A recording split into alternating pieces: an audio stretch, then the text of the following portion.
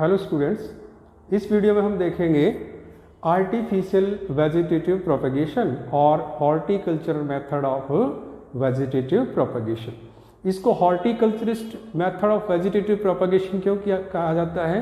क्योंकि ये commonly use करते हैं हॉर्टिकल्चरिस्ट और जो प्लांट ग्रोवर्स हैं वो इसको इस्तेमाल करते हैं, इसलिए इसको horticulturist method of vegetative propagation कहा जाता है। इसमें इस मेथड में जो बेसिक चीज़ है वो ये है कि सीजन जो है एक पर्टिकुलर है, उस पर्टिकुलर सीजन में जैसे रेनी सीजन और स्प्रिंग सीजन जो है वो इसके लिए बेस्ट सूटेबल सीजन होता है फॉर आर्टिफिशियल वेजिटेटिव प्रोपेगेशन। इस आर्टिफिशियल वेजिटेटिव प्रोपेगेशन के बहुत सारे तरीके हैं, जैसे ये देखिए, ये 4 तरीके हम डिस्कस करेंगे: cutting, layering, grafting and micro propagation. These are the 4 basic techniques of vegetative propagation used by horticulturist. First, पहला हम लेंगे लेयरिंग। लेयरिंग वो मेथड है जिसमें एक बेसल ब्रांच जो है उसको हम लेते हैं और उस ब्रांच में कहीं कट लगाते हैं और उसमें हम इंड्यूस करते हैं एडवेंटियस बर्ड्स को, एडवेंटियस रूट्स को, और वो जो रूट निकलेंगी तब उससे वो जिस पोर्शन में रूट होंगे उस पोर्शन को अलग लगा देंगे तो उससे पूरा कंप्लीट प्लांट हमारा बन जाएगा। तो लेयरिंग में क्या करते हैं, एक सॉफ्ट ब्रांच ली जाती है या स्टेम। अब उस ब्रांच को के अंदर हम क्या करते हैं, इंड्यूस करवाते हैं एडवेंटियस रूट को। जब रूट उसमें डेवलप होगी तो उस पोर्शन को काट के अलग लगा देंगे तो उससे नया प्लांट बनेगा। और जो पोर्शन आपने सेलेक्ट किया था, जो पोर्शन आपने लिया था प्लांट का, उसको कहते हैं लेयर। अब इस टेक्निक में करते कैसे हैं कि हम एक ब्रांच लेते हैं, यूजुअली बेसल ब्रांच ली जाती है, वैसे अलग अलग 2 टाइप हैं, उसके आधार पर देखें कौन सी ब्रांच लेंगे इसकी। पर हम क्या करते हैं, एक ब्रांच ले लेते हैं, लेकिन ब्रांच में ये ज़रूरी चीज़ है कि ब्रांच जो है वो बहुत ओल्ड ना हो, यानी 1 साल की जो जिसकी उम्र है ब्रांच की, 1 ईयर ओल्ड ब्रांच जो है उसको आप सेलेक्ट करेंगे, उसको डीफोलिएट करेंगे। डीफोलिएट, जैसे ये ब्रांच आपने ले ली, इसको डीफोलिएट कर लिया एट बेस। ये जो पोर्शन है ये इसका डीफोलिएटेड है, यानी इसके जो लीव्स थे वो आपने उतार दिए, टिप पोर्शन के नहीं उतारने हैं। तो यहाँ पर हमने डीफोलिएट कर दिया। डीफोलिएट करने के बाद इसमें एक कट लगाते हैं, यहाँ एक कट लगा दिया, बीच में एक छोटा सा कट लगाते हैं, इसका बार उतार देते हैं उस कट में, ये एक कट लगा दिया। अब ये जो कट पार्ट है या इंजर्ड पार्ट है इसको हम पैच कर देते हैं इन सॉइल। ये इसकी हेल्प से, इस पिन की हेल्प से हमने इसमें पैच कर दिया और ये ऊपर ये सॉइल है। इस पार्ट में अब ये जहाँ पैच्ड पार्ट है वहाँ इसके अंदर ये एडवेंटियस और रूट्स डेवलप हो जाएंगी। जब इसमें रूट डेवलप हो जाएंगी तो इस पोर्शन को यहाँ से कट कर लेंगे हम, और ये वाला जो है वो न्यू प्लांट बन जाएगा। अब इसको कट कर लिया हमने, सेपरेट कर दिया और फिर इसको एक दूसरी जगह हम प्लांट कर देंगे, उससे नया जो है वो प्लांट बन जाएगा। अब हम देखेंगे लेयरिंग जो हमने की थी वो बेसिक, उसकी 2 टाइप हैं, type of layering, mount layering and air layering. जो हमने डिस्कस किया था वो सबसे पहले वो माउंट लेयरिंग था। जैसे उसमें क्या करते हैं, हम बेसल ब्रांच लेते हैं, डीफोलिएट करते हैं, कट देते हैं और जो इंजर्ड पार्ट है उसको हम ज़मीन के अंदर गाड़ देते हैं, उसमें एडवेंटियस रूट डेवलप होंगी, उसको सेपरेट करके और उसको अलग हम प्लांट कर देते हैं। ये जैसे इन केसेस में, जैसे रेस्पबेरी या ब्लैकबेरी और रेस्पबेरी जो है, इन केसेस में हम माउंट लेयरिंग यूज़ करते हैं। क्यों करते हैं? ये उसी प्लांट में पॉसिबल है जिनके अंदर बेसल ब्रांच हो और उस बेसल ब्रांच को हम बेंड कर सकते हो। जैसे मान लीजिए जिसमें बेसल ब्रांच तो है लेकिन आप बेंड नहीं कर सकते सॉइल तक, तो ये पॉसिबल नहीं है उस केस में। तो ये किस में है, जिसमें बेसल ब्रांच है, ज़मीन के नज़दीक ब्रांच है और उसको आप बेंड कर सकते हो, उसमें ये माउंट लेयरिंग पॉसिबल है। दूसरा लेयरिंग है एयर लेयरिंग और गुट्टी जिसको कहते हैं। इसके लिए जो एक पर्टिकुलर सीजन है वो रेनी सीजन लिया जाता है। रेनी सीजन में एक हेल्दी ब्रांच को हम सिलेक्ट करते हैं और उस ब्रांच में 3 से 5 सेंटीमीटर का हम ये कट इसमें देते हैं रिंग शेप, यानी उसका जो बार्क है वो एक रिंग के रूप में हम उतार लेते हैं। तो जो बार्क रिमूव कर दिया उसके बाद बीच का पोर्शन ये बच जाता है, ये वाला पोर्शन बच गया, इसका बार्क जो है वो रिमूव हो गया। अब जब बार्क रिमूव हो गया उसके बाद हम इसको ग्राफ्टिंग क्ले जो है उससे कवर कर देते हैं। ये जो ग्राफ्टिंग क्ले है, इस ग्राफ्टिंग क्ले के अंदर क्या होगा, 1 पार्ट काउडंग, 1 पार्ट इसमें काउडंग का है और 1 पार्ट इसके अंदर हे का है और 2 पार्ट इसमें क्ले है। तो ये जो मिक्सर है इसको कहते हैं ग्राफ्टिंग क्ले। कई बार क्वेश्चन पूछा जाता है ग्राफ्टिंग क्ले की कंपोजिशन क्या है, तो ये काउडंग हे बराबर बराबर और उनके बराबर, दोनों के बराबर क्ले, यानी ये क्ले इनसे दुगना है। तो इसको आपने कवर कर दिया यहाँ से इसके साथ। जब आप कवर कर देते हैं इसके ऊपर मॉइस्चर के लिए थोड़ा वाटर और थोड़ा इसके अंदर hormone, routing hormone, indole acetic acid IAA जो हार्मोन है वो रूटिंग प्रमोट करता है, वो रूटिंग प्रमोटिंग हार्मोन इसमें लगाया। उसके बाद आपने इसको कवर कर दिया और जब कवर करेंगे, इसको पॉलीथीन से कवर कर दिया, जब पॉलीथीन से कवर कर देंगे उसके बाद इसमें भी इसी तरह से 2 या 3 महीने के बाद जो है एडवेंटियस रूट डेवलप होंगी। अब वही काम कि इस पोर्शन को हम काट देंगे और इस पोर्शन को काट के ये जो प्लांट है इसको हम नया प्लांट के रूप में लगा देंगे। ये यूज किया जाता है इनके अंदर, जैसे लीची में, पोमेग्रेनेट में और लेमन के केस में। उन केसेस में है जिनमें बेसल ब्रांच नहीं है और ब्रांच जो है बेंड नीचे सॉइल तक नहीं हो सकती, जिसमें हो सकती है उसमें इसको इस्तेमाल किया जाता है। नेक्स्ट कैटेगरी है कटिंग। कटिंग में क्या करते हैं, कोई भी स्टेम, रूट या लीफ का पार्ट हम लेते हैं, एक कट पोर्शन लेते हैं, इसको कटिंग कहते हैं और उससे नया प्लांट बनाया जाता है। ये जो कटिंग है, जैसे अभी हमने बताया कि आप स्टेम से भी ले सकते हैं, कर सकते हैं, रूट से भी और लीफ से भी। अगर स्टेम का पोर्शन लिया गया तो उसको स्टेम कटिंग कहेंगे। लीफ का पोर्शन लेके हम कटिंग यूज कर रहे हैं, वेजिटेटिव प्रोपगेशन कर रहे हैं तो आप लीफ कटिंग, और अगर रूट लिया है तो वो रूट कटिंग कहलाता है। स्टेम कटिंग क्या करते हैं, एक 20 से 30 सेंटीमीटर लंबाई की एक ब्रांच ले लेते हैं, 1 ईयर ओल्ड स्टेम की एक ब्रांच ले ली हमने। उसका जो लोअर एंड होगा उसको हम डिप कर देंगे इन ऑक्सीन। ऑक्सीन क्या है, एक रूटिंग हार्मोन है, यानी ये उसमें क्या कर देगा, रूटिंग को प्रमोट करता है। रूटिंग को प्रमोट करने के लिए, इंड्यूस करने के लिए हम इसमें डालते हैं उसकी टिप को, उसके लोअर एंड को, और उस लोअर एंड में क्या हो जाएंगे, एडवेंटियस रूट डेवलप हो जाएंगी और एक्सपोज्ड जो पार्ट होगा उस पर बड डेवलप हो जाएंगी और इसको अब बड डेवलप होगी, ऊपर वो शूट में बदल जाएगी, नीचे रूट सिस्टम, पूरा प्लांट बन जाएगा। जैसे एग्जाम्पल देखें, रोज, बोगनविलिया बहुत सिंपल एग्जाम्पल है जिसमें आप स्टेम कटिंग को आसानी से लगा सकते हैं। रूट कटिंग, रूट कटिंग में क्या करते हैं, एक लॉन्ग पीस कट कर लेते हैं रूट का और उसको हम लगा देते हैं सॉइल के अंदर।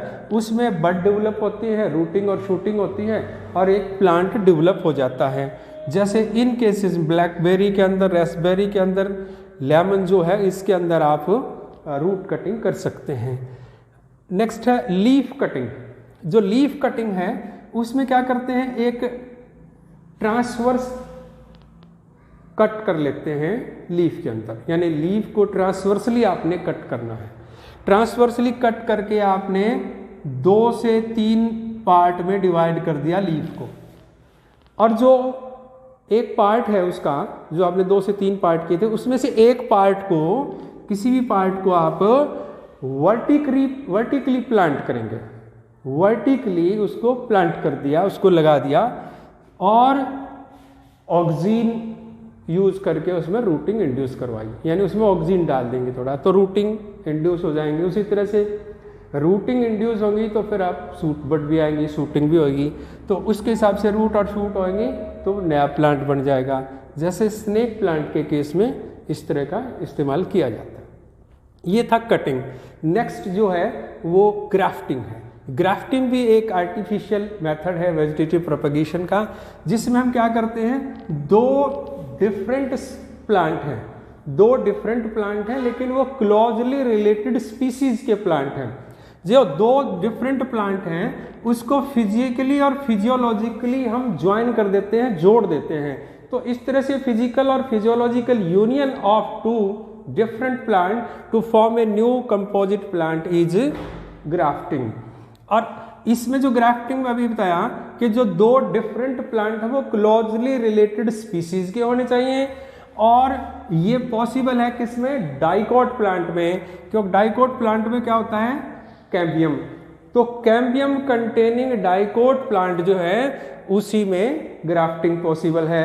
ग्राफ्टिंग का सक्सेस जो है वो डिपेंड करता है कैम्बियम का यूनियन पर, कैम्बियम की ज्वाइनिंग पर। कैम्बियम ज्वाइन हो गया दो प्लांट का तो ग्राफ्टिंग सक्सेसफुल है। अगर आपने जोड़ दिए प्लांट और उसके कैम्बियम मिक्स नहीं हुए, ज्वाइन नहीं हुए, यूनियन नहीं हुआ उनका, तो ग्राफ्टिंग वो सक्सेसफुल नहीं होगी। तो इसलिए कैम्बियम की यूनियन पर ध्यान रहता है इसमें। अब हम जो दो प्लांट लेते हैं, एक जो प्लांट है सुपीरियर प्लांट, उसका सूट सिस्टम लिया जाता है, दूसरे प्लांट का रूट सिस्टम लिया जाता है। जो सूट सिस्टम लिया जाता है उसको आप ग्राफ्ट या सियोन बोलते हैं, जबकि दूसरा प्लांट जिसका आप रूट सिस्टम लेते हैं उसको आप स्टॉक बोलते हैं। तो स्टॉक और सियोन को जोड़ दिया जाता है, एक कंपोजिट प्लांट बनता है। अब ये जोड़ते किस तरह से हैं, किस किस टाइप का कट लगा के आप जोड़ते हैं, उसके बेस्ड कई तरह की ग्राफ्टिंग हो सकती है। जैसे हमने एक एग्जांपल लिया है कि हम टंग ग्राफ्टिंग देख सकते हैं। इसमें क्या किया, एक ऑब्लिक कट, इसमें भी सियोन में भी और स्टॉक में भी दोनों में देखिए ऑब्लिक कट दिया, और ऑब्लिक कट देके फिर दोनों ये जो दोनों पोर्शन है इसको हमने जोड़ दिया। यहां पर इसमें क्या लगा दी, ग्राफ्टिंग वैक्स। ग्राफ्टिंग वैक्स आती है, ग्राफ्टिंग वैक्स आ गई वो लगा दी, और उसके बाद इसको कवर कर दिया हमने पॉलीथीन से। पॉलीथीन से कवर कर लेते हैं तो ये एक ग्राफ्ट हो जाएगा, यानी ये दोनों जुड़ जाएंगे कुछ दिन बाद। इसी तरह से वेज ग्राफ्टिंग हो सकती है। इसमें एक ये वी शेप नॉच ले लिया और इस तरह से इसमें कट लगा दिया, दोनों को जोड़ा। अब उसमें भी वही ग्राफ्टिंग वैक्स लगा दी और पॉलीथीन लगा दिया, दोनों को जोड़ दिया, कुछ दिन बाद दोनों एक हो जाएंगे। या फिर ये भी हो सकता है क्राउन ग्राफ्टिंग। इसमें और इसमें तो इन दोनों में क्या है, एक स्टॉक और एक सियोन है। यहाँ पर क्या है, ये स्टॉक देखिए, स्टॉक का डायमीटर ज़्यादा है तो उसमें एक से अधिक सियोन जो है आप इंसर्ट कर देते हैं। तो इंसर्टिंग मोर देन वन सियोन और graft in A stock is crown grafting. Next fourth method है इसका micro propagation. Micro means small. एक छोटा सा पार्ट लिया जाता है प्लांट के टिश्यू का, कोई भी पार्ट ले सकते हैं आप, स्टेम का ले सकते हैं, रूट का ले सकते हैं, लीफ का, कुछ सेल ले सकते हैं, टिश्यू का पार्ट ले सकते हैं जिसको आप एक्स प्लांट बोलेंगे। उस प्लांट को टिश्यू कल्चर उस पार्ट को टिश्यू कल्चर टेक्निक की हेल्प से ग्रो करवा के आप न्यू प्लांट में डेवलप कर सकते हैं। तो इस तरह का जो डेवलपमेंट है नया प्लांट का, एक छोटे से पोर्शन से, स्मॉल पोर्शन से, उसको माइक्रो प्रोपगेशन हम कहते हैं। प्लांट के केस में पॉसिबल है क्योंकि प्लांट के सेल जो होते हैं वो टोटीपोटेंट सेल होते हैं, इसलिए किसी भी पोर्शन को लेके आप पूरा प्लांट जो है कंप्लीट प्लांट डेवलप कर सकते हैं। इसमें काम क्या करेंगे आप टिश्यू कल्चर में, जो आपने टिश्यू है, जो स्मॉल पार्ट है, जो एक्स प्लांट है, ये आपने एक्स प्लांट जो है वो ले लिया और एक कल्चर मीडियम में डाल दिया। यहाँ पर कल्चर मीडियम है, उस कल्चर मीडियम में जब डालेंगे ये ग्रो करेगा तो एक ग्रुप ऑफ सेल बन जाएगा, group of similar type of cell, जिसको हम कहेंगे कैलस। और जो कैलस है, जब उसमें ऑक्सीन और साइटोकाइनिन एक रेशो होता है दोनों का, अलग अलग स्पीसीज के लिए ये रेशो अलग अलग होता है। ऑक्सीन रूटिंग के लिए होता है, साइटोकाइनिन शूटिंग के लिए होता है। तो इस कैलस में जब ऑक्सीन और साइटोकाइनिन का एक appropriate ratio fixed for species हम जब डालेंगे तो इसमें रूट और शूट डेवलप हो जाएंगी और एक प्लांटलेट डेवलप होगा, और जिससे पूरा आप प्लांट ग्रो कर सकते हैं। ये माइक्रो प्रोपेगेशन है। इसका इंपॉर्टेंस देखिए, माइक्रो प्रोपेगेशन का क्या इंपॉर्टेंस है। बहुत ही चीप, रैपिड और इजी मेथड ऑफ प्रोपेगेशन है। और ख़ास चीज़ ये है कि कुछ प्लांट है जैसे बनाना है, ग्रेप्स हैं, जिनके अंदर सीड की वाइबिलिटी बहुत कम होती है, वाइबल सीड नहीं होते हैं, तो उसमें सिर्फ एकमात्र मेथड जो है प्रोपेगेशन का, मल्टीप्लिकेशन का, वो क्या बचा, ये माइक्रो प्रोपेगेशन। यानी इसमें जिसमें नॉन वाइबल सीड होंगे उसमें इस तरह का आप आसानी से करवा सकते हैं। तीसरा, क्योंकि हम जब प्लांट के पोर्शन, जिस टिश्यू को सिलेक्ट करेंगे फॉर माइक्रो प्रोपेगेशन, वो हेल्दी सिलेक्ट करेंगे, और यूजुअली हम एपिकल पार्ट जो होता है, यानी टिप पार्ट जो होता है जहाँ पर एपिक्स है, वहाँ पर कोई पैथोजन नहीं होते हैं, तो उस पोर्शन को जब लेते हैं तो जो प्लांट बनेगा वो डिजीज फ्री प्लांट बनेगा। और एक सिंगल प्लांट से मिलियंस नए प्लांट जो हैं वो बनाए जा सकते हैं।